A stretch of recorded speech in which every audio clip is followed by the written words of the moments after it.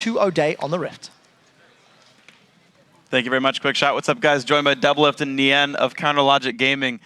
So first things first, the fountain dive for the pentakill. Was that your idea? No, I was actually the only person on the team who didn't want to do it because I was scared we were going to throw the game. And I was just like, I already got a bunch of pentas before. Why do we need to do this? Right here, we're just talking like, oh, the team fight comes out, and I'm scared that I'm going to die right here, so I have to flash over the wall.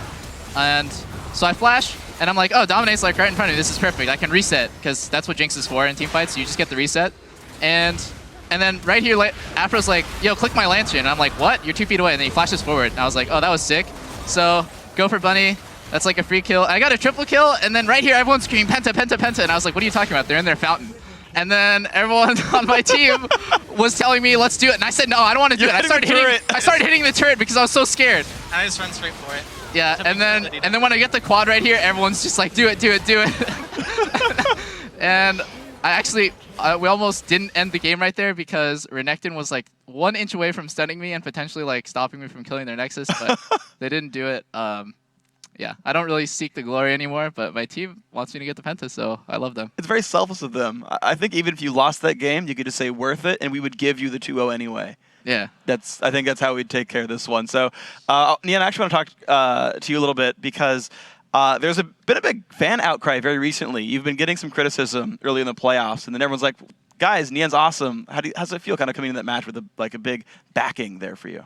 It feels good.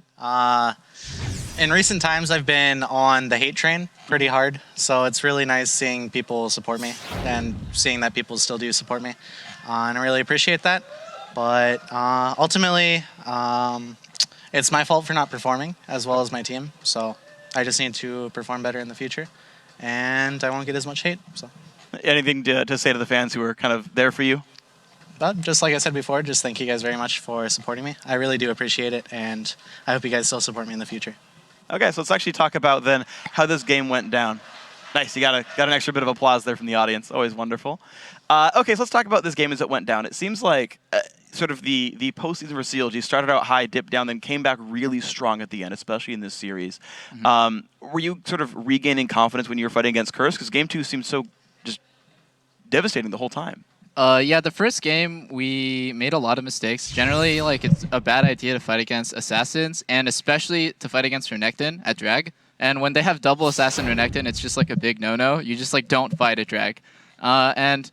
We just got into the position where like Morg hit a really good bind on, I think it was Akali, and we were like, let's go, let's go. And when you lose a team fight like that, it really sets you far behind, and you don't want to take any more risks. It's really hard to find that line where like, oh, now we can fight them 5v5, because we were coming back from that like 1-in-4 fight, I think it was. Mm-hmm. And we were just like, okay, we just have to wait till probably 30 or 35 minutes, and it's really easy for us to win 5v5 against Assassins when it comes late game, because I'm playing Lucian, really safe AD, really good scaling, and I smashed Cop in lane, so he's never going to get to scale into like 6-item Caitlyn. It was just a sloppy game by us, but then the second game, we're just like, okay, we know what we did wrong the first game. We didn't listen to our plan, and our plan was don't fight them at Dragon. And this game, actually, I think our plan was the same. They still had Renekton, so it's like, don't fight them at Dragon, but they just fed us a bunch of kills, so we just snowballed. Well, speaking of getting fed a couple of kills, I want to bring up another replay, actually. It's a mid-game team fight there in the mid lane. Afromu gets like an awesome initiation. We can get that one up there. Nien, if you want to walk us through this sort of a battle. Actually, this might be the one where Dexter got caught, sorry. Oh yeah, this is actually a clip of Dexter getting caught. Yeah, Dexter is just calling for help right now, so we start to rotate down to help him. We realize Link's bottom, so we don't really want to fight too much, but we know that we can if they misposition. And we get the free kill on Kha'Zix here, and me and Link are... well, Link hasn't started rotating yet, but I'm about to be here, and Link's going to rotate soon. So we know that we can just go on them really, really soon. And I'm about to flash over and ulti on 3 of them. I force 2 of the flashes, get on the Caitlyn, and the backline's doing absolutely nothing right now. Renekton's about to die. So we just clean up the fight from here after the backline's useless. Yep, when your tank flashes forward and your backline flashes back, it's either going to be a team wipe for sure from either side. Okay. That's guaranteed. Because like, especially against reset champions and really fast champion cleanup champs like Lulu, if Renekton doesn't kill us both, then I get the reset and then their whole team dies. And so that's like basically a snap judgment call to say, are we the stronger team right now? And basically, all right, well, one of us is going to win the fight for sure at this point. Yeah. And Dexter was right then blaming Afro because he's like, where's my lantern or something like that. It was pretty funny. It came down, he got stunned too much. It was there. He just didn't click it. It's his own fault. Okay, so I want to talk to them about what happened in your tournament here, because you guys had, a great showing against Coast overall, 2-0. That went really nicely. TSM, Game 1 started so well for you guys. Game 2 started well and then dipped. Like, what happened to you guys that had you falter? You can go first. Wait, sorry. What was the question? Yeah, again? sorry. I was distracted by something. Yeah, there was a chant for one of the teams or something. It was I don't know why, but so your match against TSM, right? Mm-hmm. Game 1 completely awesome by you guys, crushing victory. You guys did wonderful. Game 2 started well and then dipped, and it seems like you didn't recover in Game 3 either. And then the Curse game kind of started slow as well. What happened that made you guys kind of dip down for a while? After the first game, we were all feeling really confident. We knew that we could win the series, and then after the second one, we had the game pretty much as long as we didn't throw, but then we ended up throwing. That really crushed everyone's morale, I think, and going into the Game 3. And for me, myself, personally, I spent like 40 games in solo queue practicing jacks, like 15 games in scrims in the past week, so I was like ready to carry, and my team trusted me to carry with the first big jacks, but I let myself down, let my team down, wasn't able to carry. And so I was personally feeling kind of bad. And then also there was like a ward jump that failed. I'm not sure if that's an intended mechanic or a game mechanic, but that kind of also sucked, and I was pretty salty about that. So the combination of those things. That's fair.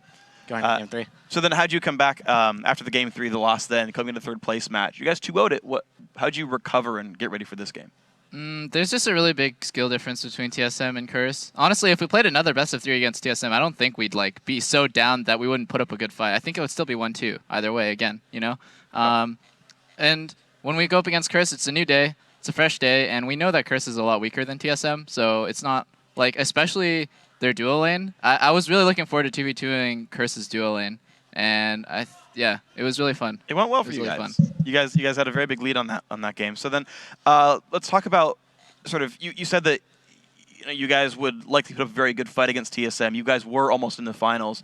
Looking back in the season, does this go kind of as you expected? Obviously, you would hope for a top 2 finish, but tell me your thoughts about the season so far then for you guys.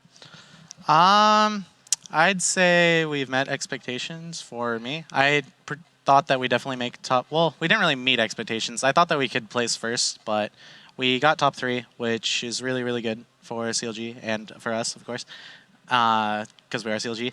And it's just really, really good for the improvement that we made in the past few months. So I'm really happy about that. Yep. I think it was really optimistic for us to go from like I think we were 5th place last season to like top 2 this season. We did have like a horrible start to the season, which I think really affected us. We didn't get to practice with our main roster for 2 weeks or 3 weeks. And yeah, I'm pretty happy with how things went. Obviously, like disappointment comes because like you get all hyped up. You're like, wow, we can win this. We're 1 game away from making it to grand finals, right? And then like all CLG fans and everyone on the team is just we're crushed. But I'm still happy with how things went. Top 3 is it's our best so far. Like it's our highest standing in LCS so far in 3 seasons. So I'm happy about that. Okay, so one last question for you, Doublelift. You're actually going to be heading to Paris in about a week and a half. You're top 2 in the fan vote, and of course TSM Cloud9 in the grand finals there means any one of the top 3 is going as well. So Metis will join you in one capacity or the other. How do you feel going into this event to represent as an individual player?